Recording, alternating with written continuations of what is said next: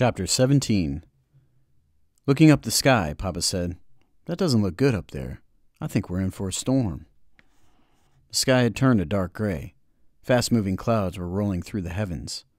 Grandpa said, "Looks like we're going to get some wind, too." Scared and thinking everyone might want to stop hunting because of a few clouds, I said, "If a storm is brewing, it's a good night to hunt. All game stirs just before a storm." 30 minutes later, Papa said, "Listen." We stood still. A low moaning sound could be heard in the tops of the tall sycamores. Grandpa said, "I was afraid of that. We're going to get some wind." We heard a rattling in the leaves and underbrush. It was beginning to sleet. The air turned cold and chilly. From far downriver, we heard the deep baying of a hound on a trail. It was old Dan. Seconds later, the rhythmic crying of little Ann could be heard. Swallowing the lump that had jumped up in my throat, I whooped as loud as I could. The ground was turning white with sleet. The storm had really set in. We hurried along. I said to Papa, "If this keeps up, that old coon won't run long. He'll head for his den." "If it gets much worse," Grandpa said, "I know some coon hunters that won't be running very long. They'll be frozen too stiff to run." The judge asked if there was any danger of getting lost. "I don't know," Papa said. "It's all strange country to me." My dogs' voices sounded far away. I knew they were much closer than they sounded as they were downwind from us. Finding 3 large sycamores growing close together, we stopped on the leeward side.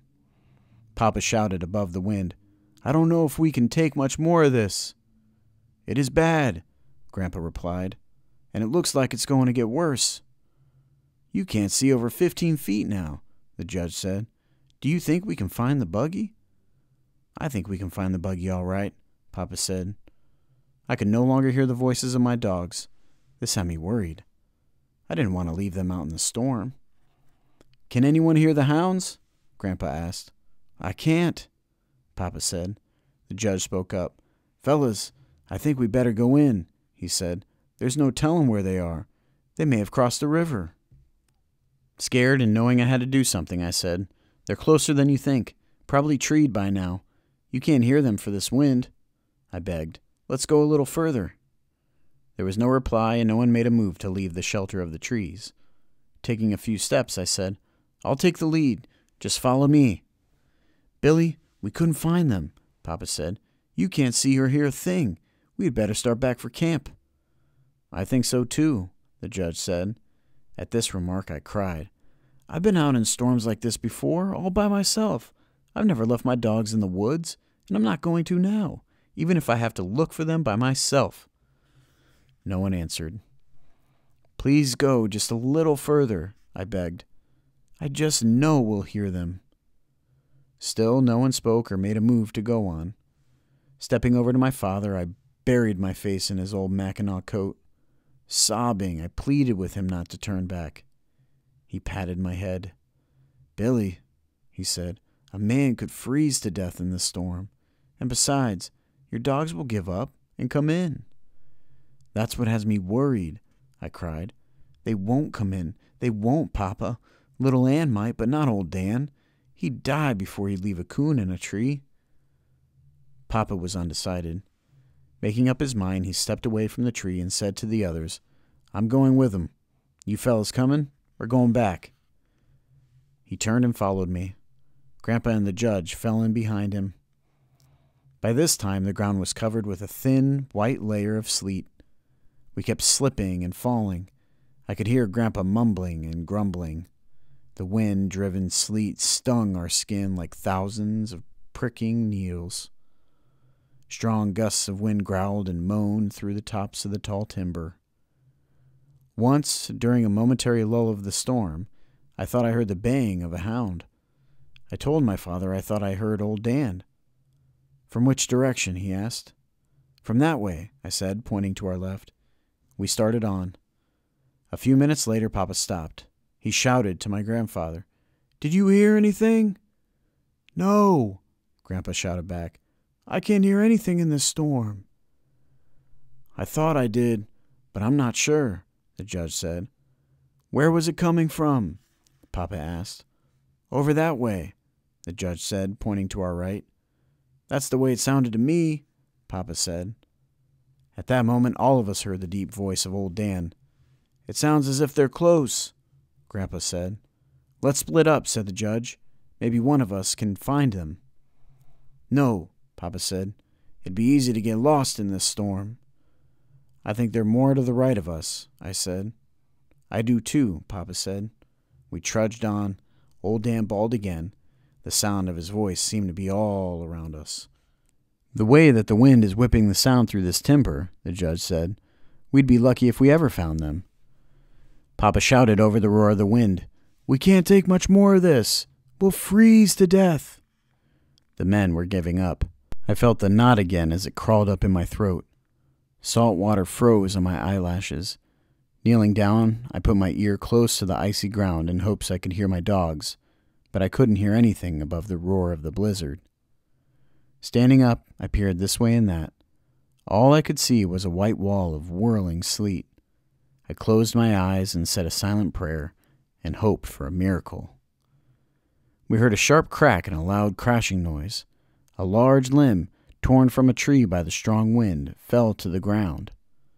The sharp crack of the limb gave me an idea. Shouting to my father, I said, Shoot the gun. If my dogs are close enough to hear it, maybe little Ann will come to us. Papa didn't hesitate.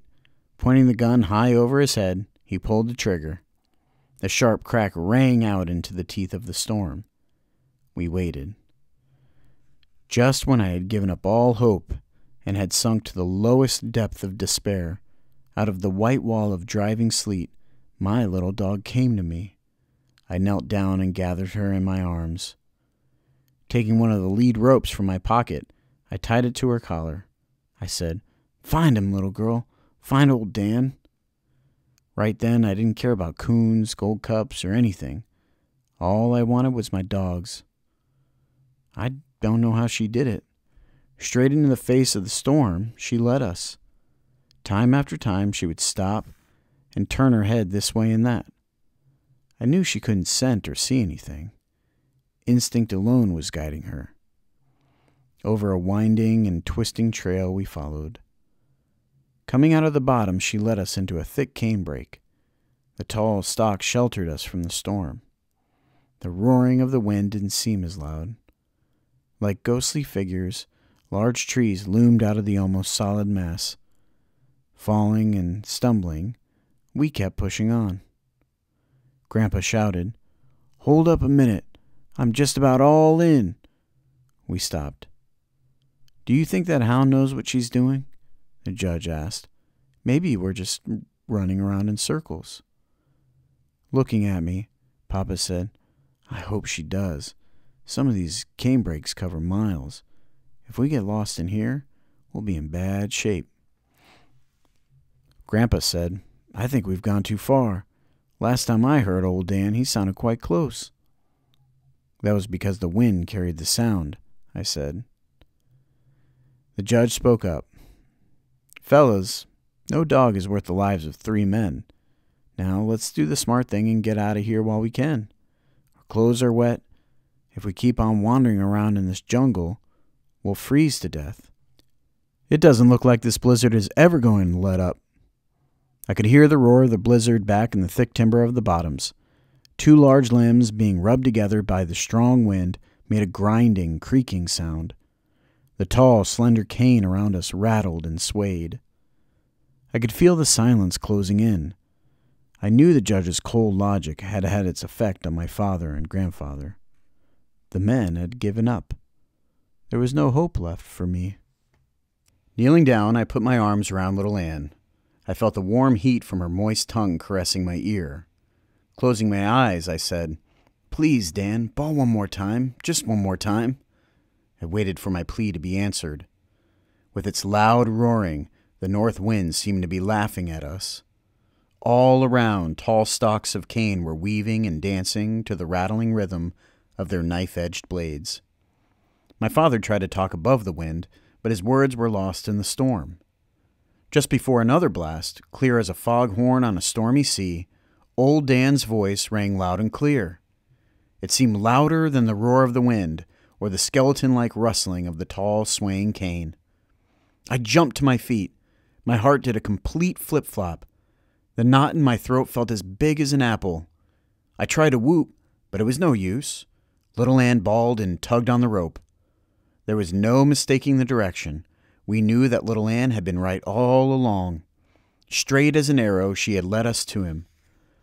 Old Dan was treed down in a deep gully. I slid off the bank and ran to him.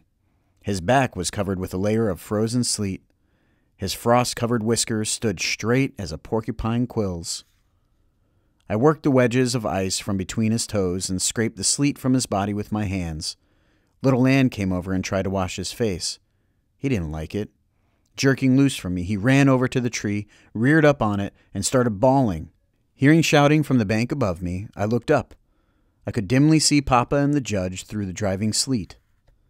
At first, I thought they were shouting to me, but on peering closer I could see that they had their backs to me.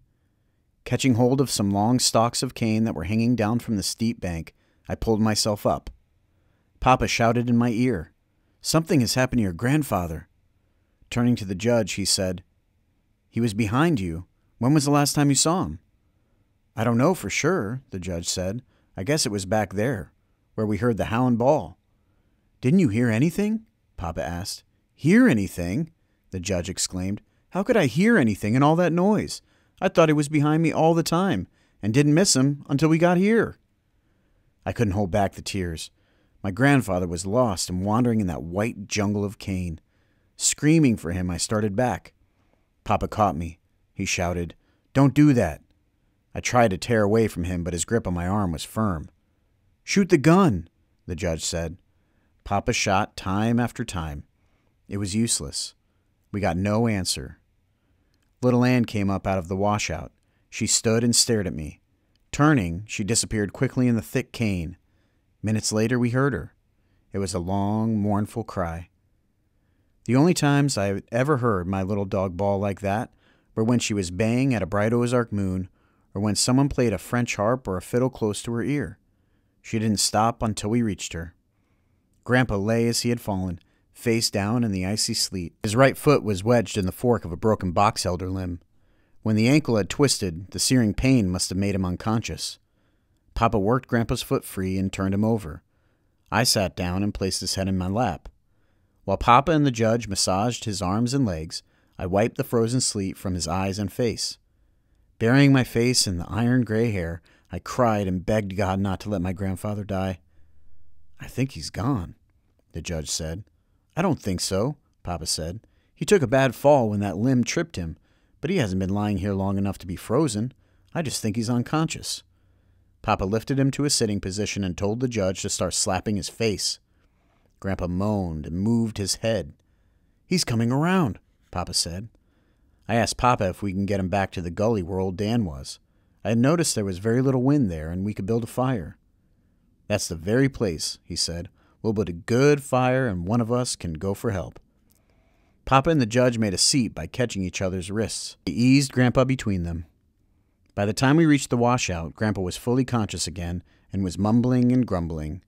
He couldn't see why they had to carry him like a baby. After easing him over the bank and down into the gully, we built a large fire. Papa took his knife and cut the boot from Grandpa's swollen foot. Grandpa grunted and groaned from the pain. I felt sorry for him, but there was nothing I could do but look on. Papa examined the foot. Shaking his head, he said, "Boy, that's a bad one. It's either broken or badly sprained. I'll go for some help." Grandpa said, "Now wait just a minute. I'm not going to let you go out in that blizzard by yourself. What if something happens to you? No one would know." "What time is it?" he asked. The judge looked at his watch. "It's almost 5 o'clock, he said. "It's not long till daylight," Grandpa said. "Then if you want to go, you can see where you're going. Now, help me get propped up against this bank. I'll be all right. It doesn't hurt anymore. It's numb now." "He's right," the judge said. "Think you can stand on it?" Papa asked. Grandpa roared like a bear. "Sure I can stand on it. It's nothing but a sprained ankle. I'm not going to die. Build that fire up a little more." While Papa and the judge made Grandpa comfortable, I carried wood for the fire. "There's no use standing around gawking at me," Grandpa said. "I'm all right. Get the coon out of that tree. That's what we came for, isn't it?" Up until then, the coon hunting had practically been forgotten. The tree was about 30 feet from our fire. We walked over and took a good look at it for the first time. My dogs, seeing we were finally going to pay some attention to them, started bawling and running around the tree. Papa said, "It's not much of a tree, just an old box elder snag. There's not a limb on it." "I can't see any coon," said the judge. "It must be hollow." Papa beat on its side with an axe. It gave forth a loud, booming sound. He said, "It's hollow, all right." He stepped back a few steps, scraped his feet on the slick ground for a good footing, and said, "Stand back and hold those hounds. I'm going to cut it down. We need some wood for our fire anyway." Squatting down between my dogs, I held on to their collars. Papa notched the old snag so it would fall away from our fire. As the heavy axe chewed its way into the tree, it began to lean and crack. Papa stopped chopping. He said to the judge, "Come on and help me. I think we can push it over now." After much grunting and pushing, snapping and popping, it fell. I turned my dogs loose. On hitting the ground, the snag split and broke up. Goggle-eyed, I stood rooted in my tracks and watched 3 big coons roll out of the busted old trunk. One started up the washout, running between us and the fire. Old Dan caught him, and the fight was on. The second coon headed down in the washout. Little Ann caught him. Hearing a loud yell from my grandpa, I looked that way. Old Dan and the coon were fighting close to his feet. He was yelling and beating at them with his hat. The judge and Papa ran to help. The third coon started climbing up the steep bank close to me. Just before reaching the top, his claws slipped in the icy mud. Tumbling end over end, down he came. I grabbed up a stick and threw it at him. Growling and showing his teeth, he started for me. I threw the fight to him then and there. Some 10 yards away, I looked back. He was climbing the bank. That time he made it and disappeared in the thick cane. Hearing a squall of pain from little Ann, I turned. The coon was really working her over. He had climbed up on her back and was tearing and slashing. She couldn't shake him off. Grabbing a club from the ground, I ran to her. Before we had killed our coon, old Dan came tearing in. He stood and watched the fight. When the coon was dead, Papa picked it up and we walked back to the fire. "How many coons were in that old snag?" Papa asked. "I saw 3, I said. "The one that got away climbed out over there." I pointed in the direction the coon had taken. I never should have pointed. My dogs turned as one and started bawling and clawing their way up the steep bank. I shouted and scolded, but to no avail. They disappeared in the rattling cane. We stood still, listening to their voices. The sound died away in the roaring storm. Sitting down close to the fire, I buried my face in my arms and cried. I heard the judge say to my father, "This beats anything I've ever seen. Why, those dogs can read that boy's mind. He just pointed at that bank and away they went. I never saw anything like it. I can't understand some of the things they've done tonight. Hounds usually aren't that smart. If they were collies or some other breed of dog, it would be different. But they're just red-bone hounds, hunting dogs." Papa said, "Yes, I know what you mean. I've seen them do things that I couldn't understand. I'd never heard of hounds that ever had any affection for anyone, but these dogs are different. Did you know they won't hunt with anyone but him? Not even me?" Hearing my grandfather call my name, I went over and sat down by his side. Putting his arm around me, he said, "Now, I wouldn't worry about those dogs. They'll be all right. It's not long till daylight. Then you can go to them." I said, "Yes, but what if the coon crosses the river? My dogs will follow him. If they get wet, they could freeze to death." "We'll just have to wait and hope for the best," he said. "Now straighten up and quit that sniffling. Act like a coon hunter. You don't see me bawling, and this old foot is paining me something awful." I felt better after my talk with Grandpa. "Come on, let's skin these coons," Papa said. I got up to help him. After the skins were peeled from the carcasses, I had an idea. Holding one up close to the fire until it was warm, I took it over and wrapped it around Grandpa's foot.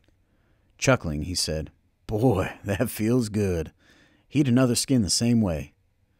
I kept it up for the rest of the night.